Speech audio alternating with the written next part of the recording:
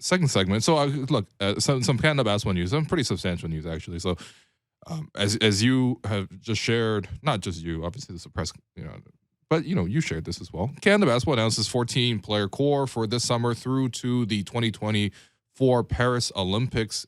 Each player has agreed to a 3-year commitment.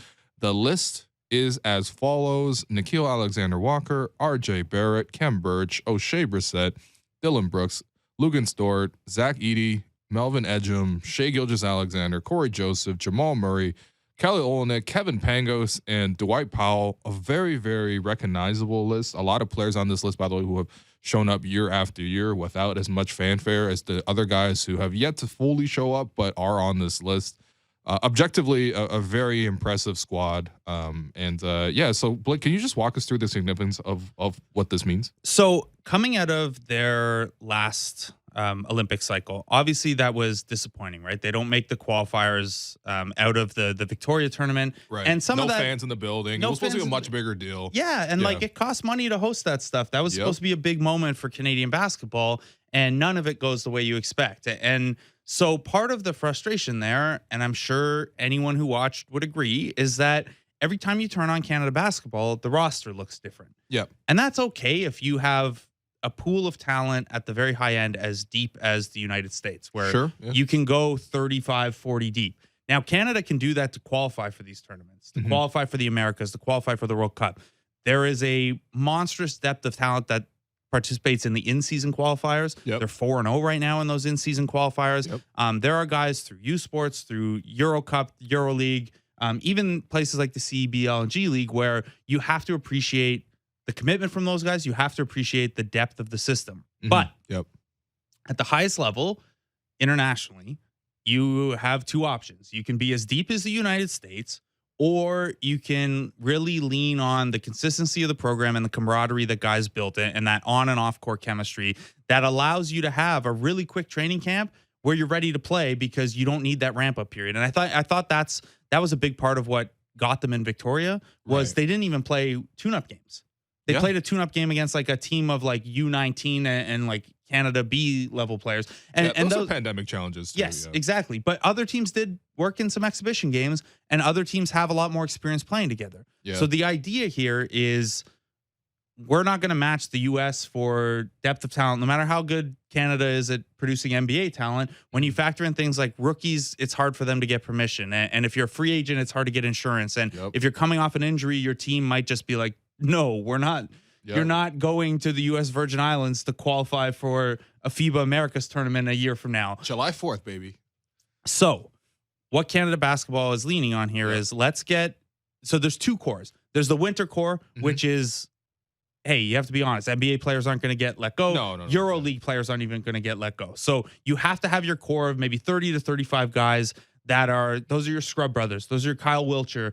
Those are your Trey Bell Haynes. Those guys make up the core, and you're going to be pulling from that same pool of guys for those qualifiers to keep yourself in good shape for those games. And then at the higher level events, I would imagine the FIBA Americas is the start of this in September, but I doubt you get full participation. I would imagine the FIBA Americas tournament, because it's not a very important tournament on the FIBA calendar.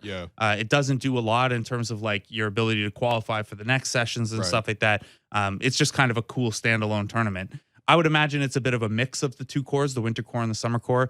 The bigger thing here, though, is if you're not available to play in one of these events over the next 3 years, the expectation with these 14 is you are at training camp at least. Before those teams head out on the road, you're there. You're a part of the film sessions. You're a part of the strategy sessions. You're a part of getting to know your teammates and bringing a young guy like Zach Edey along, bringing a young guy like, R.J. Barrett, not that he really needs to be brought along at the international level, but I think you're hoping he can, Wiggins isn't on this list. You're kind of hoping RJ can be one of your top scorers in these events. So that year over year, even if you're not playing, you're in training camp. If you're healthy at all and available, you're playing. And hey, look, there are going to be questions still if come World Cup time, Andrew Wiggins knocks on the door and says, I would like to play. And last time I played, I was your best player. Yeah. That's going to be probably let him on the team still. I mean, But the idea is that these 14 make up the summer core, and they have kind of first dibs at those roster spots as long as things are going well, as long as they're available, as long as they all keep developing. And the hope would be that come 2023, come 2024, these guys have all played together enough in the same system, with the same schemes, with the same coaching, that you don't have to have a 4-week training camp to get ready to play in a World Cup or to qualify for the Olympics. I think it's great. I think it's awesome that these 14 guys committed. I wouldn't be surprised if these 14 guys committing leads to a little bit more of, guys knocking back on the door and be like, hey, can I be a part of this? Like, I didn't expect the list to be like this. Yeah.